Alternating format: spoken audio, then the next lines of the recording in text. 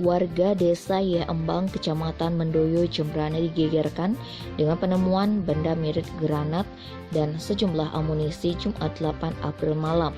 Benda yang diduga masih aktif itu ditemukan tertanam di dalam pot bonsai. Kapolres Jembrana AKBP Dewa Gede Juliana Sabtu 9 April mengatakan benda mirip granat dan sejumlah amunisi itu sudah ditangani Brimob, namun masih didalami. Sementara itu, hasil penelusuran wartawan Bali Express di lapangan, benda mirip granat dan sejumlah amunisi itu pertama kali ditemukan utuh Nuarteyase. Saat itu, ia hendak mengganti pot tanaman bonsai yang baru didapatkannya di daerah Delot Brawah, Kecamatan Mendoyo.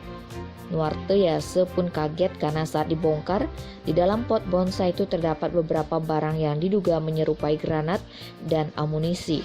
Temuan itu kemudian dilaporkan kepada pihak kepolisian. Tim Bali Express melaporkan.